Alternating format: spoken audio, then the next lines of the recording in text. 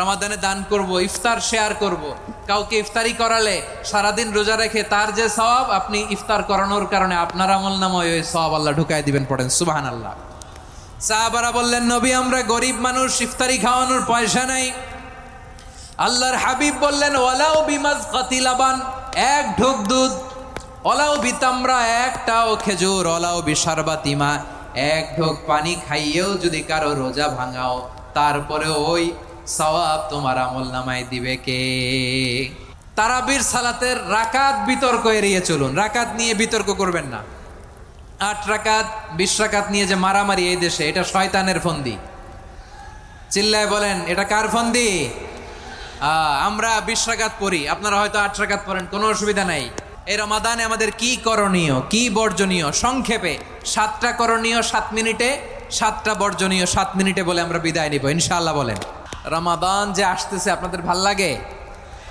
রমাদান নাম শুনলেই মুমিন হৃদয়ে বয়ে যায় প্রশান্তির ফল্গু ধারা, ঠিক কিনা? একটা আনন্দ, একটা উচ্ছ্বাস আমাদের হৃদয়ের মধ্যে চলে আসে। রমাদান সাইয়্যিদুশ শুহুর, 12 মাসের মধ্যে সবচাইতে শ্রেষ্ঠতম মাস রমাদান আল মুবারক আসছে। আত্মশুদ্ধির মাস, আত্মসংশোধনের মাস, শুদ্ধাচারের মাস, নিজেকে আলোকিত করবার মাস, ঠিক কিনা বলেন? এই রমাদানুল মুবারকে আমাদের কি করণীয়, কি বর্জনীয়, what to do and what not to do, এই টপিকসের উপর কিছু কথা আপনাদের সামনে উপস্থাপন করব ইনশাআল্লাহ। ওমা তৌফিক ইল্লা বিল্লাহ।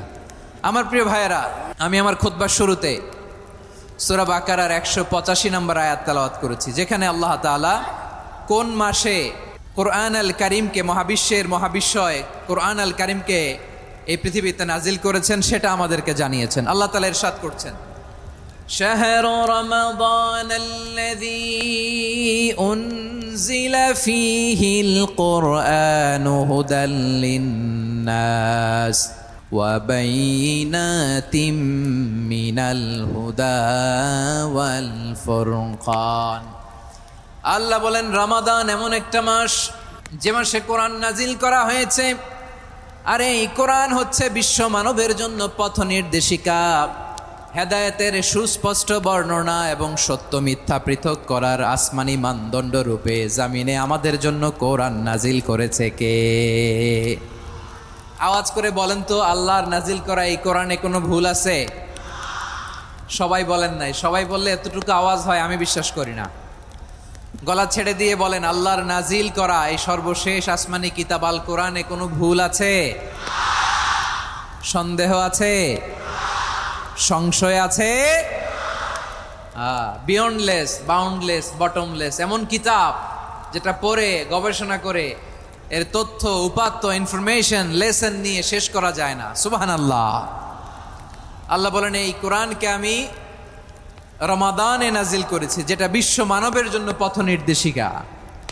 এতে আছে হেদায়েতের সুস্পষ্ট বর্ণনা আর সত্য মিথ্যা পার্থক্য করার মানদণ্ড, কোনটা সত্য কোনটা মিথ্যা এটা কোরআন দিয়ে ডিফারেন্সিয়েট করা যায়। কোরআন হচ্ছে ফুরকান, to differentiate between right and wrong. কোনটা সত্য, কোনটা মিথ্যা, কোনটা ভুল, কোনটা নির্ভুল, এটা কোরআন দিয়ে যাচাই করা যায়। চিল্লায় বলেন ঠিক কিনা? এজন্য এই কোরআন দিয়ে আমাদের জীবন সাজাতে হবে। কোরআন দিয়ে জীবন না সাজালে জীবন আলোকিত হয় না। কোরআন দিয়ে পরিবার না সাজালে পরিবার আলোকিত হয় না। কোরআন দিয়ে সমাজ না সাজালে সমাজটা শান্তিময় হয় না।